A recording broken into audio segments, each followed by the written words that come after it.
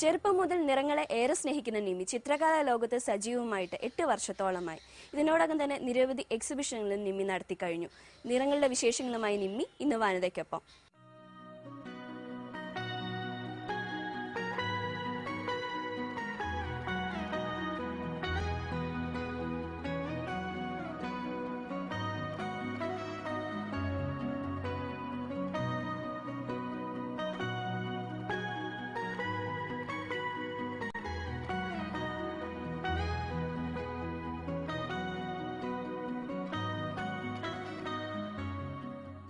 ഇപ്പം നിമ്മിക്ക് ഒരു ഇഷ്ടപ്പെട്ട ഒരു ചിത്രകാരൻ അല്ലെങ്കിൽ ചിത്രകാരി ഉണ്ടോ? അതോ എല്ലാവരുടെയും സ്റ്റൈല് എനിക്കിഷ്ടമാണ്. പിന്നെ എല്ലാവരുടെയും ഏതെങ്കിലുമൊക്കെ ചില സ്റ്റൈലുകൾ നമുക്ക് ഇഷ്ടപ്പെടും. പിന്നെ ഇപ്പോ ഫ്രിഡ കാലോ എന്ന് പറഞ്ഞൊരു മെക്സിക്കൻ സർറിയലിസ്റ്റ് ഉണ്ട്. അവരുടെ പെയിന്റിങ് എനിക്ക് നല്ല ഇഷ്ടമാണ്. അത് പെയിന്റിങ് എന്നതിനേക്കാളും കൂടുതൽ അവരെ തിങ്ക് ചെയ്യണം. അവരുടെ ആ പെയിന്റിങ്ങിൽ വരുന്ന ഒരു പ്രോസസ്സ് ഉണ്ട്, തിങ്കിങ് പ്രോസസ്സ്. അത് നന്നായിട്ട് ഇൻഫ്ലുവൻസ് ചെയ്തിട്ടുണ്ട്. പിന്നെ ഇപ്പൊ നിലനിൽക്കുന്നതെന്ന് പറയുമ്പോൾ ഇപ്പൊ കണ്ടംപററി ആയിട്ടുള്ള ഒരുപാട് പേരുടെ പേരുണ്ട്. എന്നാലും ഞാൻ പറയുന്നത് പ്രത്യേകിച്ച് പറഞ്ഞ രതി ദേവി എന്ന് പറഞ്ഞ ഒരു ആർട്ടിസ്റ്റ് ഉണ്ട് കേരളത്തില്. ഭയങ്കരമായിട്ട് ഇൻഫ്ലുവൻസ് മീൻസ് ഭയങ്കരമായിട്ട് ഇഷ്ടപ്പെട്ട ഒരു പെയിന്റിംഗ് ആണ്. ഭയങ്കര കളർഫുൾ ആണ്. മാത്രല്ല അത് ശക്തമായിട്ടുള്ള ഒരു ഭാഷയുണ്ട് അതിന്. അവരുടെ ലൈഫും അവരുടെ പെയിന്റിങ്ങും ശക്തമായിട്ടുള്ളതാണ്. എനിക്ക് അത് നന്നായിട്ട് ഇൻഫ്ലുവൻസ് ചെയ്യുന്നുണ്ട്. ഇപ്പം ഒരുപാട് പേരുടെ ചിത്രങ്ങളൊക്കെ കാണുന്നുണ്ടാവും. അപ്പം ഓരോരുത്തരുടെ സ്റ്റൈലിൽ നിന്ന് എന്തെങ്കിലുമൊക്കെ അഡാപ്റ്റ് ചെയ്യാൻ ശ്രമിക്കാറുണ്ടോ? നമ്മൾ കാണുമ്പോൾ ഒരു പെയിന്റിങ് കാണുമ്പോൾ ഇഷ്ടമുള്ള പെയിന്റിങ്ങാണ് നമ്മൾ ശരിക്കും ശ്രദ്ധിക്കും. അത് പിന്നീട് എപ്പോഴെങ്കിലും വരാൻ ചാൻസ് ഉണ്ട്. അതിൽ ചില ഘടകങ്ങളെ കളറോ അല്ലെങ്കിൽ ഫോംസോ ചെയ്തിരിക്കുന്ന സ്റ്റൈലോ ഏതെങ്കിലും ചാൻസ് ഉണ്ട്. അത് ഇല്ലെന്ന് പറയാൻ പറ്റില്ല. പിന്നെ അത് എടുക്കുന്നത് ഓരോരുത്തരുടെയും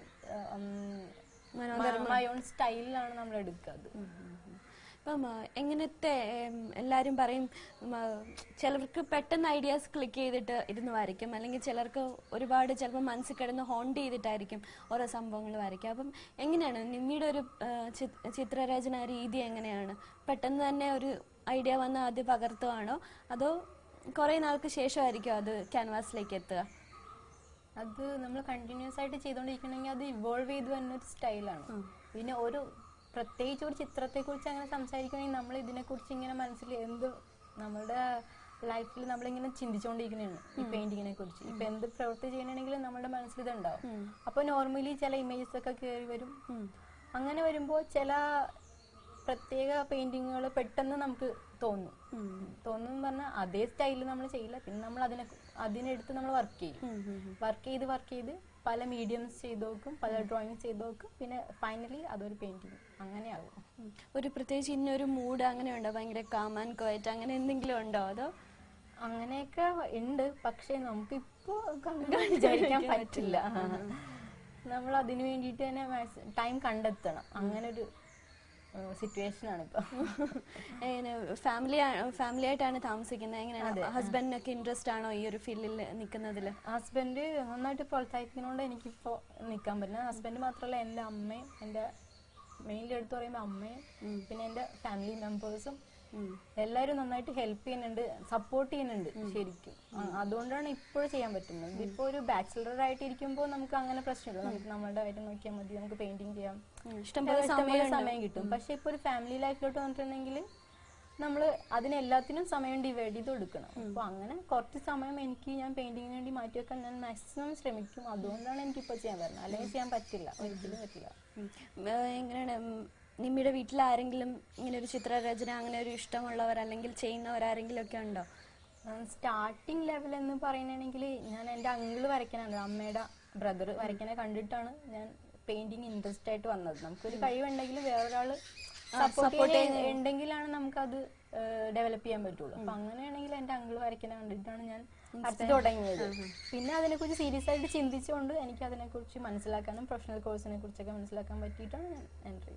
ഇനിയിപ്പോ ഉടനെ എന്തെങ്കിലും എക്സിബിഷൻസ് നിങ്ങളുടേതായിട്ട് വരുന്നുണ്ടോ? ഇനി വരുന്നത് ഒരു ഗ്രൂപ്പ് ഷോ വരുന്നുണ്ട്. അത് മദ്രാസിലാണ്. അത് ഇതെല്ലാം കോർഡിനേറ്റ് ചെയ്യുന്ന ഒരാളുണ്ട്, പോൾ ജോർജ് എന്ന് പറഞ്ഞിട്ട്. പുള്ളി ഗ്രൂപ്പ് ഷോസ് ഒക്കെ കണ്ടക്ട് ചെയ്യുന്നതാണ്. കണ്ടക്ട് മീൻസ് ആർട്ടിനെ എൻകറേജ് ചെയ്യുന്ന ഒരു പേഴ്സൺ ആണ്. അപ്പോൾ ഇങ്ങനെ കുറച്ച് പേരെ പുള്ളി ഇപ്പോൾ കോർഡിനേറ്റ് ചെയ്തിരിക്കുന്നു. VB വേണു, ബിജു കുമാർ, പിന്നെ ഞാൻ, പിന്നെ ലിനു, അങ്ങനെ കുറച്ച് പേരുണ്ട് ഗ്രൂപ്പ്. അപ്പോൾ ഇത്രയും പേരുടെ ഗ്രൂപ്പ് ഷോ മദ്രാസിൽ നടത്താൻ പുള്ളി പ്ലാൻ ചെയ്യുന്നുണ്ട്. ഇപ്പൊ നമുക്കൊരു തീം കിട്ടിയിട്ട് അതിൽ തന്നെ ഒരുപാട് ചിത്രങ്ങൾ വരയ്ക്കുന്നതാണോ നല്ലതായിട്ട് തോന്നിയിട്ടുള്ളത്, അല്ലെ ഒരു ചിത്രം ഒരു തീമിൽ അങ്ങനെ ചെയ്യുമ്പോഴാണോ കൂടുതൽ എന്താണ് എനിക്ക് ഫീൽ ചെയ്തത്? ഞാൻ ചെയ്യുന്നത് ഒരു ചിത്രം ഒരു തീം എന്നുള്ളതല്ല, എനിക്ക് മെയിൻലി ഒരു തീം ഉണ്ട്, ഞാൻ അതിലാണ് ചെയ്തുകൊണ്ടിരിക്കുന്നത്. അങ്ങനെ വരുമ്പോൾ അതിനൊരു ഗ്രൂപ്പ് ചെയ്യാനൊക്കെ എനിക്ക് പറ്റും പെട്ടെന്ന്. ഇത്രയും സോളോ ഇനിയും ക്യാൻവാസിലോട്ട് പകർത്തണം എന്ന് ആഗ്രഹിക്കുന്ന കാഴ്ചകൾ എന്തൊക്കെയാണ്? ഞാൻ ഈ പറഞ്ഞ തീം തന്നെയാണ്, അതിന്റെ തന്നെ വേറെ വേറെ ഡയമെൻഷൻസ് ഉണ്ടാവും, നമുക്ക് കാണാൻ പറ്റും.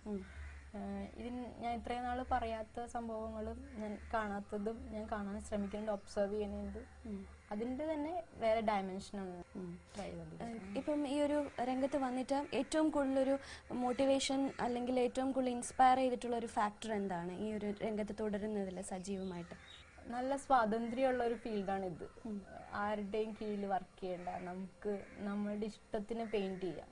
ഇന്നത് ചെയ്യണം ഇന്നത് ചെയ്യണ്ട അങ്ങനെയൊന്നും ആരും പറയില്ല. കലാകാരന്റെ ലോകം എന്ന് പറഞ്ഞാൽ അതൊരു ഡിഫറെന്റ് ആണ്, അതൊരു നല്ല സ്വാതന്ത്ര്യമുള്ള ഒരു ലോകം തന്നെയാണ്. വേറൊരു ഫീൽഡിലും കിട്ടില്ലത്. ചിത്രരചനയോട് മാത്രമേ താല്പര്യമുള്ളൂ അതോ വേറെ എന്തെങ്കിലും ഇൻട്രസ്റ്റുകളൊക്കെ ഉണ്ടോ? ഇൻട്രസ്റ്റ് എന്ന് പറഞ്ഞാൽ മ്യൂസിക് കേൾക്കാൻ ഇഷ്ടം, പിന്നെ പെയിന്റിംഗ് ആണ് മെയിൻലി. നമുക്ക് ഈ ഒരു രംഗത്ത് ഗുരു എന്ന് പറയാൻ ആരാണ് ഉള്ളത്? നമ്മുടെ മുമ്പിൽ പറഞ്ഞ എല്ലാ പെയിന്റിങ്ങുകളും നമ്മുടെ ടീച്ചേഴ്സാണ്. എനിക്ക് അങ്ങനെ ഫീൽ ചെയ്തിരിക്കുന്നത്. അങ്ങനെ സ്പെഷ്യലി ഗുരു നമ്മുടെ കോളേജിലുള്ള അധ്യാപകരുണ്ട്. ഓരോ സമയത്തും ഓരോരുത്തരാണ് ഡയറക്റ്റ് ചെയ്ത് വരുന്നത്. ഇപ്പൊ ചെറുപ്പത്തിൽ നിന്ന് എന്റെ അങ്കിൾ പുള്ളി ഡയറക്റ്റ് ചെയ്തു. അങ്ങനെ പിന്നെ ഞാൻ കുറച്ച് നാളൊരു സാധാരണ ഒരു ആർട്ട് കോഴ്സ് പഠിക്കുന്ന പോലെ 2 days പഠിക്കാൻ പോകും വീക്കെൻഡ്സിൽ.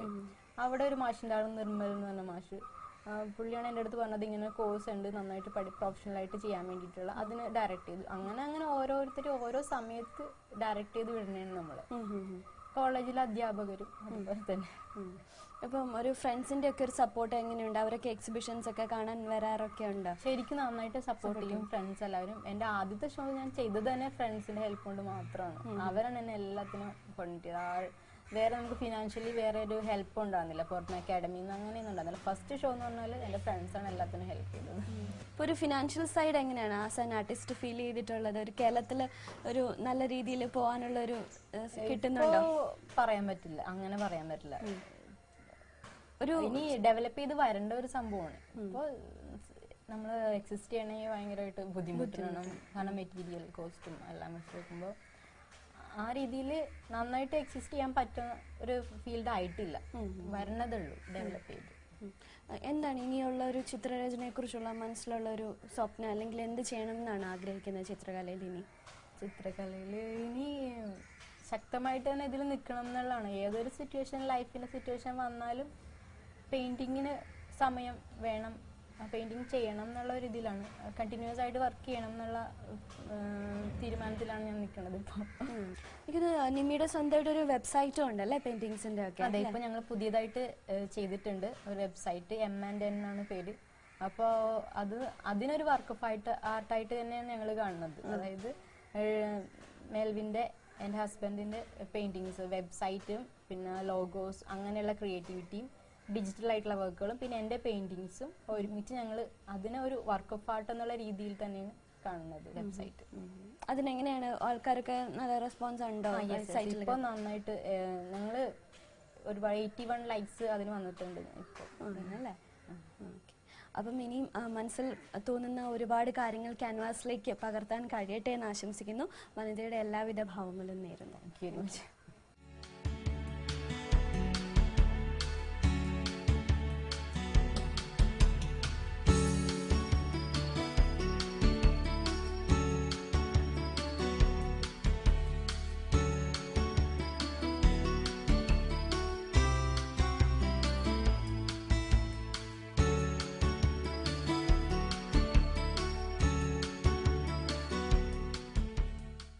ചിത്രകലയുമായി ഏറെ ആത്മബന്ധം പുലർത്തുന്ന നിമ്മി മെൽവിനെ പരിചയപ്പെട്ടല്ലോ.